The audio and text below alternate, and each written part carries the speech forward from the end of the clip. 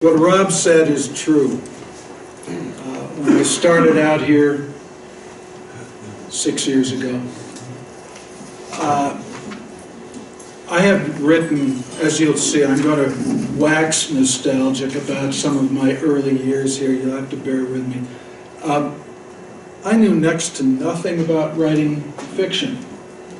I didn't know what backstory was. I didn't know what a story arc was. I had written textbooks for a college course that I taught and workbooks, and I figured how different can it be to write fiction, right? But I learned very quickly how much I had to learn, okay?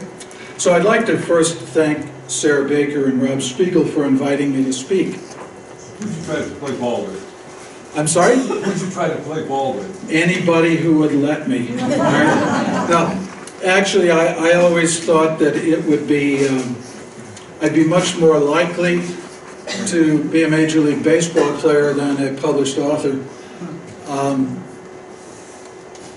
There's only one thing, really, that stood between me and a long, successful Major League Baseball career. And that one thing was an incredible lack of talent.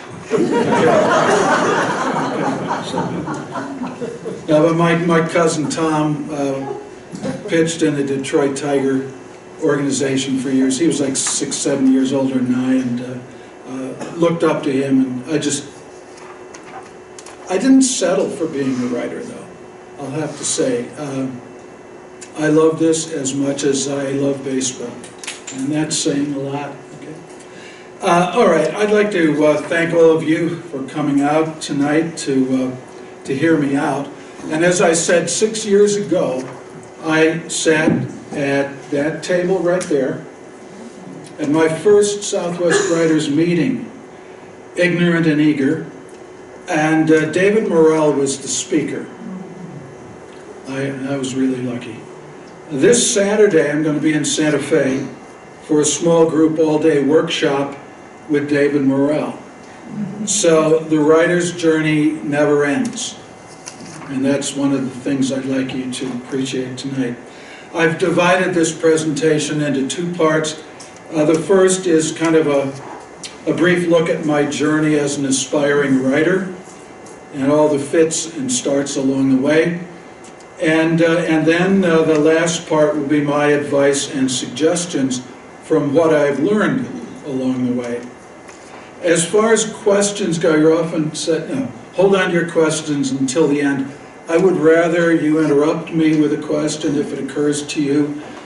Sometimes a question is of the moment, and a question that isn't asked is a question that isn't answered. So please feel free to interrupt me as I go along, okay? Now, to begin, we'll set the Wayback Machine about 60 years. All right, next slide, please. And I'm going to tell you that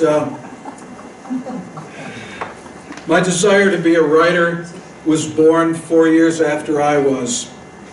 In the 1950s, my dad was a journalism professor at Marquette University in Milwaukee, Wisconsin. And that's him there, our artist rendering there. He took a summer off to write a book. And he wrote it in a little room. It was about 4 feet by 8 feet. It was a glorified closet, had one window.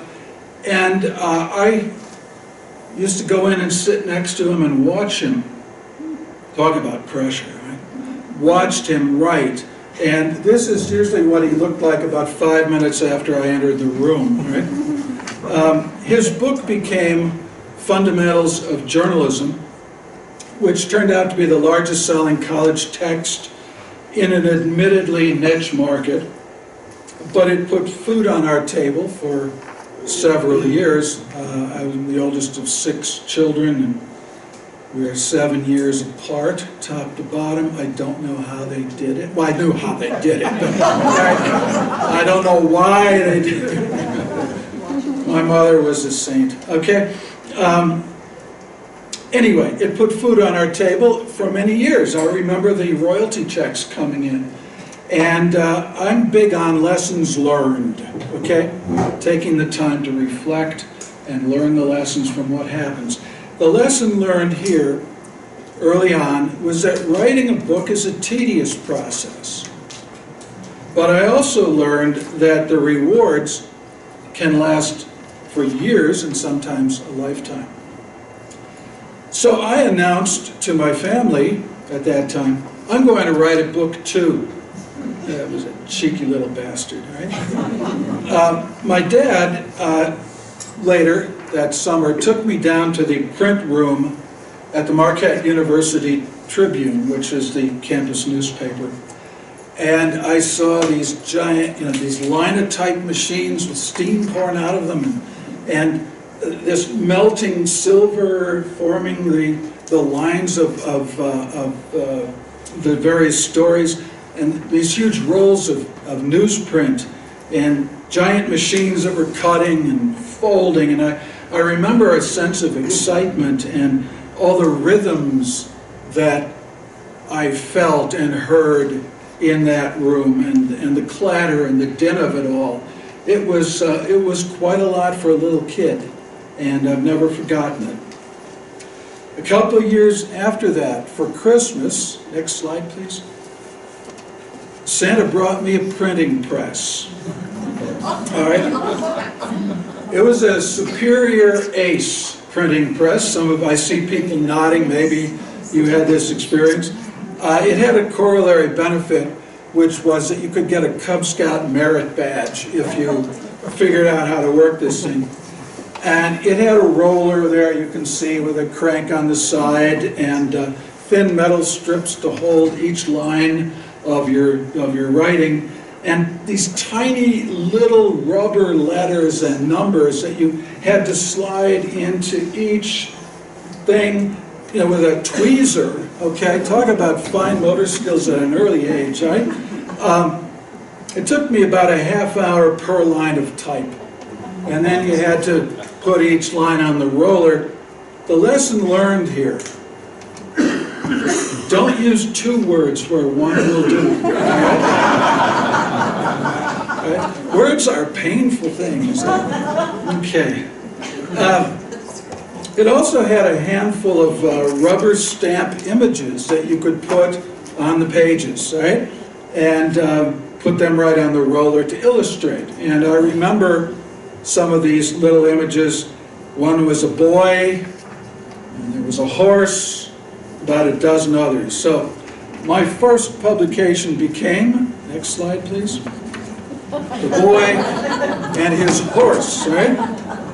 It was a gripping story in which absolutely nothing happened. And to this day, it defies both description and easy categorization. In retrospect, I prefer to regard it as a genre-busting breakthrough work, okay?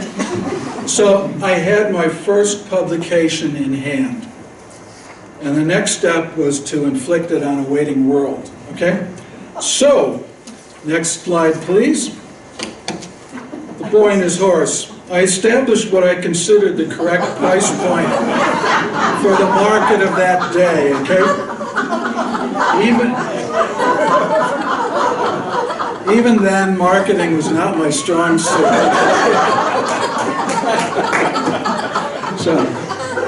But I will tell you that it sold rather well within my immediate family, and helped along by the fact that my grandmother and a bachelor uncle were living with us at the time. Alas, shortly after publication, the handle broke on my press, and so the sequel had to wait. And we're still working on it. Next, I had to seek alternative avenues of growth. The other kids in my neighborhood might have been playing Old Maid on rainy Wisconsin days, but my favorite card game was called Authors, where you had to match famous novelists with their greatest books. I discovered much later that the rules of this game paralleled those of gin rummy, so again I found a lifelong benefit to the writer's journey, okay? And back in those days, of course, what was childhood without comic books, okay? Again, my friends might have had their collective noses in the latest issue of Superman or Batman or Archie, Jughead, Betty, and Veronica. And just for the record, I'm definitely a Veronica kind of guy, okay? Anyway, while they were reading their comic books, I was reading, next slide, Classics Illustrated. These were the graphic novels of my generation. And they introduced me to compelling characters and great stories. They had the added benefit of preparing me for my college experience, where Cliff Notes helped me successfully navigate the shoals of higher ed. All right? After college, I did my first serious writing. I was working in the film industry in New York City for United Artists and MGM and then 20th Century Fox, where I worked as a unit publicist. I was 22. A unit publicist is a person who writes press releases and does publicity while a movie is actually being filmed. All right. After that, the publicity goes to the studio. So actually, I was only 21, as I remember now. The story I concocted, one of the stories I concocted, made it into the New York Times Sunday Entertainment and Arts section, alas, without a credit or a byline. Okay? The movie that I was working on at that time was The Panic in Needle Park. It was Al Pacino's first starring role, just before he made The Godfather. And my job was to arrange interviews between Al Pacino and members of the press and radio, TV media, to write press releases on the progress of the film and things like that. At this time, Al Pacino was not yet a star. He's a very shy, introspective, private person. Tremendous actor, extremely dedicated, but he hated anything to do with publicity. All right, so we reached an impasse. I'm kidding. I wrote an article, I co-wrote, actually, to be honest. I co-wrote an article that Al Pacino learned how to act at the Bronx Zoo by imitating and mimicking the mammals. Okay? It was total BS. Al Pacino did live in the Crotona Park area of the Bronx, not far from the zoo, but he'd attended the High School of the Performing Arts. Okay? Dropped out at 17 to study at the Actors Studio with Lee Strasberg. So he was not in the monkey house at this time, okay? We'd taken a few liberties with the truth. But this did mark my debut as a fiction writer. Then, next slide. Then I became a teacher, got married, had kids, in that order, I'm proud to say. But my desire to write got put on the shelf for a good couple of decades, 20 years more. Then I met Raymond Chandler. I didn't meet him literally, but I discovered his writing. I spent the better part of one summer reading by the side of a pool while my daughters were in swimming.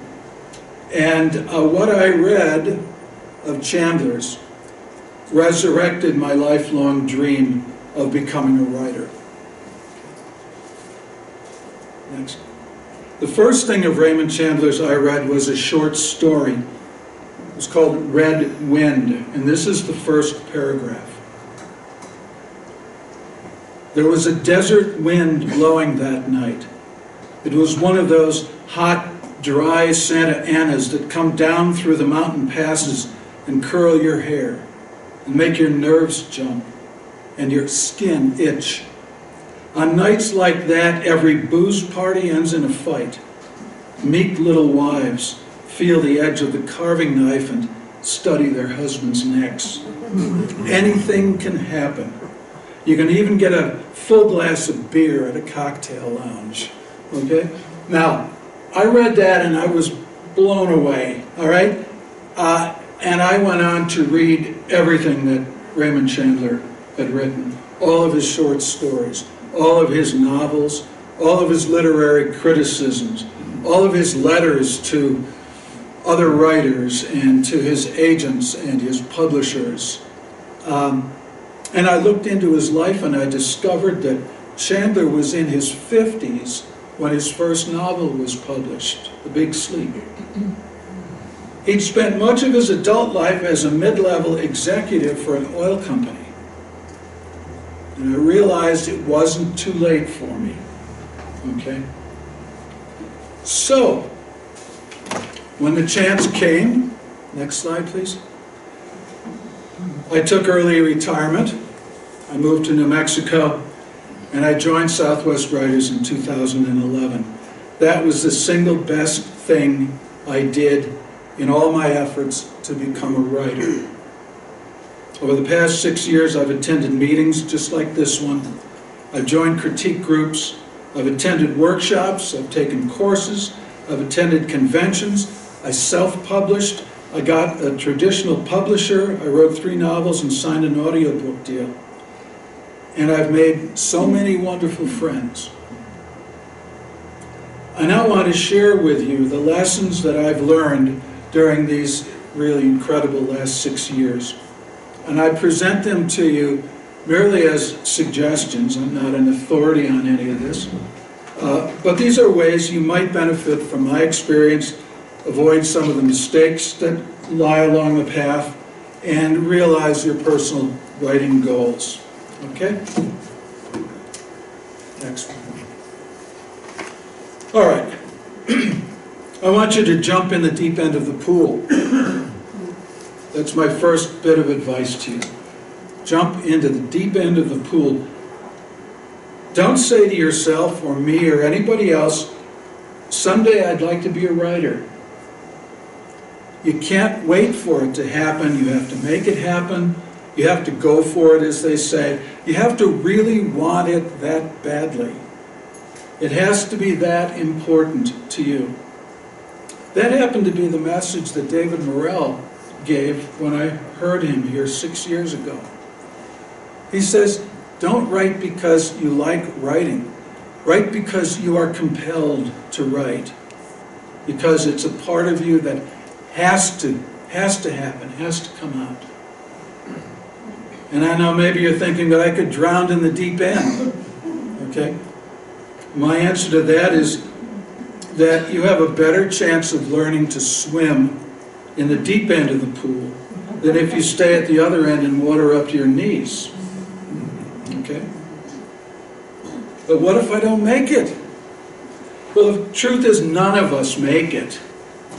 While we still draw breath, we never reach the end of becoming a writer, or we shouldn't. So make use of SouthWest Writers. This is your greatest resource, your greatest opportunity. It is a sea of expertise and goodwill and learning opportunities and experiences. So take the courses, the workshops, the conferences, the critiques. It's all here, and I urge you to make full use of it. Success lies in trying, so you got to write and write and write and then rewrite, okay? And rewrite. Second,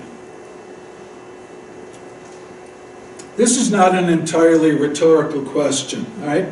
What does every would-be 50-year-old aspiring writer possess that no 25-year-old published writer possesses? Your life. That's right, all right? So this is the raw material of your writing endeavors. You've got 50 years of life, or 50 years of getting to know other human beings, 50 years of places that you've been, things that you've seen and read and heard and felt and imagined, 50 years of love and joy, perhaps 50 years of pain and tears. How lucky you are to be an older writer, to possess all of these things. Age is not a liability, it's a greater opportunity. If you put yourself on every page that you write.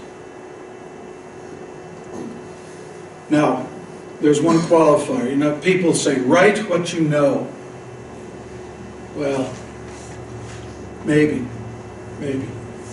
I do an awful lot of research because I write about things I don't know. And that's part of the growing process, and it's the education of a writer. But what I would suggest is that you connect what you know to what you don't when you write about it. For example, I'm writing my 4th novel right now, but when I'm done with Gabe in that book, I plan on writing some historical fiction set in New Mexico in the 1880s during the silver mining days. Now, I've never been a silver miner. I've never walked into a silver mine. I didn't live in that century, all right? But I have experienced gain and loss. I've taken risks. I've traveled to new places where I wasn't known and didn't know anyone. Those are the kind of touchstones in my own experience that connect to what I will be writing and which will inform me on an emotional level and hopefully help me bring my characters to life by using all of that. So your life is your raw material. Now, next thing, reflect and listen. Socrates, listen to me quoting Socrates. Right? Socrates said, "The unexamined life is not worth living." At least for a writer, an unexamined life isn't going to be much help in your journey to becoming an author. So you may have 50 years of lived experience, but if you've had your head you know where for most of those 50 years, it's not going to help you unless you take the time to step back and reflect on your life and learn the lessons, sometimes even the painful lessons that it's taught you. Then you're ready to use that. If you learn from your life, you can bring all of that wisdom to your writing. And you can write from the inside out. You can inhabit the scenes that you write. And that, when I figured that one out, it made a difference of night and day, cliche, sorry, difference in my writing. To be able to inhabit the scenes that I write. And not to write at arm's length, but to be in it. And to be inside my characters and inside the location where the action is taking place. If you read a scene that you've just written and you don't see something of yourself reflected in it, go back and write it again. Right? Until you do. Until you can look at that, and even if it's on an intuitive level, you see yourself in there. You connect on a personal level to something that you've written. The sooner you learn to do this, the faster your evolution to being a real writer will take place. Now, listen, I'm sorry Melody Groves is not here tonight, because one of the classes that I took 5 years ago was her workshop on dialogue. If you have not taken that, and if she happens to offer that again, I recommend highly that you take that class on dialogue. Elmore Leonard, I believe, said all the information that the reader needs can be given in dialogue. And I remember from Melody's class, we were told to go out wherever we wanted to, where there were people, and sit and listen, eavesdrop, and just listen to the dialogue, the conversation. It's maybe a mixed metaphor, but listening became an eye-opening experience for me. Okay. I went to one of the Flying Stars, and I sat there, and I just listened to what the people in the booths around me were saying. And it was amazing how often our sentences never get finished, or we start one thought and stop and say something else, or we're interrupted.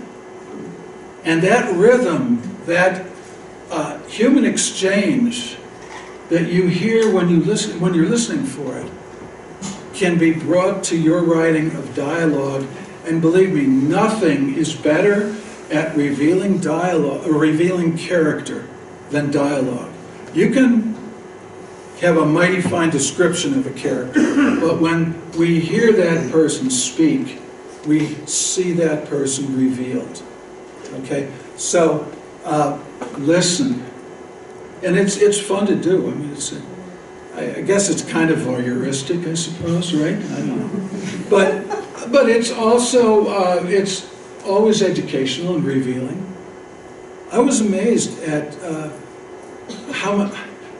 how frequent sentence fragments are, in our world, and we speak in shorthand, especially when we're with a group of people who understand what we're talking about. It's amazing to listen to that and then to incorporate those rhythms into your writing, into your character's dialogue. Okay? That'll be a big help. Speaking of characters, okay? Now, there are only some, yes? You mentioned that sentence fragments. According to the closer people are, they finish each other's sentences. That's right. Isn't that annoying? But yes, it's true, and I think the closer they are emotionally, husband and wife, that have been living daily with one another, they anticipate. Sometimes they don't even have to speak. Just get the look, All right? But we become intuitive in that way, and we do anticipate. And I think also the closer people are in physical proximity to one another, if you've got them around a table, you will find a little bit more of that, sentence fragments, and certainly interruptions. So things to keep in mind and to take note of when you spend the time to try. Okay? Now, I would say that characters matter more than plot. Now, I'm writing a series. Okay, and if you're writing a series, you'll find, I think this is true as well. There are only so many stories with an infinite number of variations, all right? So you have Romeo and Juliet. You have West Side Story, which is Romeo and Juliet. The movie I did, Panic in Needle Park, which was Romeo and Juliet as heroin addicts on the Upper West Side of Manhattan. Right? And you can find many, many examples of this where plots are used and reused and reused. Go back to classic Greek literature and see how many of those stories or plots we still use today. By the way, if I can recommend a book to you, one book, if I said just read one book, it would be The Writer's Journey by Christopher Vogler, V-O-G-L-E-R. And it's, he uses Joseph Campbell's structure, I guess, or ideas, and applies them to writing very well. But the fact is, there really are no new plots, except in cemeteries, I guess, right? When you look at books, look at television. Why do you think we have CSI Chicago, Los Angeles, Boston? They're using the same plots, they're changing the location and the characters, okay? So the characters, you need to spend more time on your characters, I think, than on your plot, especially if you're writing a series with continuing characters. You can have a great story, but if the reader doesn't give a hoot about the characters, they're not going to finish it. You've got to connect your character to the reader. All right? You've got to establish that relationship. You do need to learn how to structure a story and how to tell a good story. And this goes whether you're a so-called plotter or a pantser. But I would suggest that if you must organize and write things out ahead of time or do a schematic or whatever, I would suggest that you think in terms of scenes rather than the story as a whole as you write. When I started writing, I had to try to get the whole plot together in my head before I started.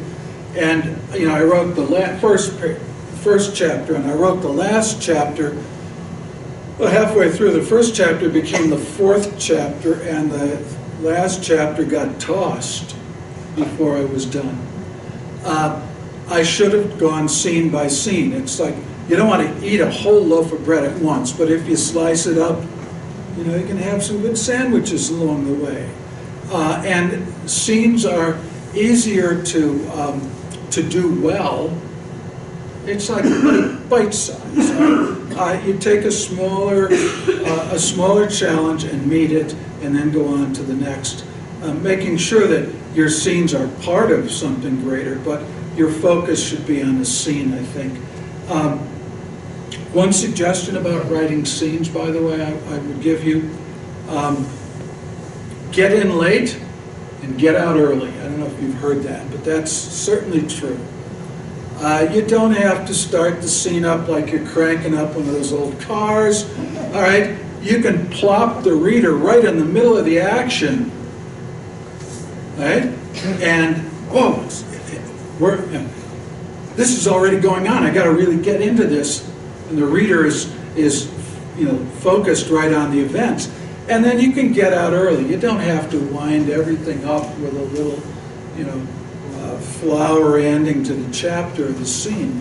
That's a good way, especially if you're writing mystery or you're writing suspense, to keep the pace going, and keep that sense of tension and momentum. Okay. But more than any of that, I think a story needs to connect the reader to fascinating characters and places. After all, when a reader opens the cover of your book, they are relocating. They're sitting in their favorite chair, but you're taking them someplace, and you're introducing them to some people they've never known or a circumstance they've never known. I'm going to read one short section from Raymond Chandler's Lady in the Lake, which illustrates how you can take something very small and turn it into a riveting passage. In this is a little scene setting here. Philip Marlowe is going into an office of a company called the Gillerlane Company that makes perfumes and creams and beauty aids and things like that, okay? And he wants to see the boss, and he doesn't have an appointment.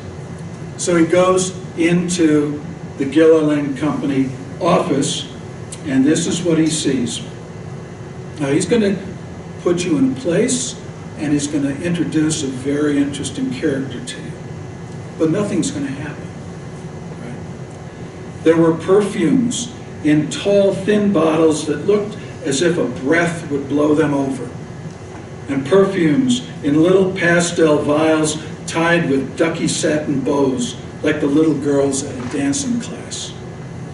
The cream of the crop seemed to be something very small and simple in a squat amber bottle. It was in the middle, at eye height, with a lot of space to itself, and it was labeled Gillerlane Regal, the champagne of perfumes. It was definitely the stuff to get. One drop of that in the hollow of your throat, and the matched pink pearls started falling on you like summer rain. A neat little blonde sat off in the far corner at a small telephone table, behind a railing and well out of harm's way. At a flat desk in line with the doors was a tall, lean, dark-haired lovely, whose name, according to the tilted embossed plaque on her desk, was Miss Adrian Fromset. She wore a steel gray business suit and under the jacket a dark blue shirt, and a man's tie of a lighter shade. The edges of the folded handkerchief in the breast pocket looked sharp enough to slice bread. She wore a linked bracelet and no other jewelry. Her dark hair was parted and fell in loose but not unstudied waves. She had a smooth ivory skin and rather severe eyebrows and large, dark eyes that looked as if they might warm up at the right time and in the right place. Okay? Now, nothing happened there. And yet, by focusing on the location and this one character, he creates a vivid reading experience. And I would suggest that while you think about your story and everything else, you focus on where it's taking place and who the characters are and connect your reader to both of those. You also have to get to know your characters before you write their scenes, of course, and maybe even before you begin your book. So I came up with Gabe McKenna about 2 years before I wrote the first book. And I thought about this guy, and we kind of got to know each other. He lived in my head for a while. Some writers do bios of all their characters. I would say only do that for your main characters and try to limit the details, the essentials. Nobody cares what color their gym shorts were, all right? Next slide, please. This is something you've probably heard before. The journey matters more than the destination. Carl Sandburg said, "I don't know where I'm going, but I'm on my way." Okay? He was talking about his writing, his poetry. It's almost a cliche by now, but it's true. Where writing is concerned, it is the journey and not the destination that counts the most. Remember this, each day you write is a victory. Every day you write is a victory. Try to avoid becoming discouraged and keep your passion to write alive at all costs, and I think this is where contact with other writers becomes so important, and where a group like this can be so supportive. And don't be afraid to fail. I wanted to be a baseball player. Stop and think about this. The great baseball players, the great hitters, fail 7 out of every 10 times they come to the plate. If you're hitting 300, you're making very good money, but you're making out 7 times for every 3 hits that you get. So failure is a part of life, it's a part of baseball. Margaret Atwood says that failure is built into the writing process, right? Wastebaskets were evolved for a reason, she says. Okay. So great books are written, but they are much more rewritten. And a lot of pages do end up in the circular file.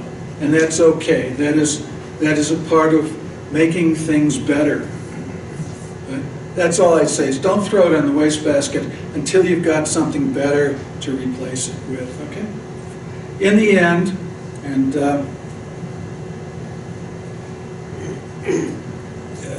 sermonette, okay? In the end, the only failure that you will encounter is a failure to try to realize your dreams.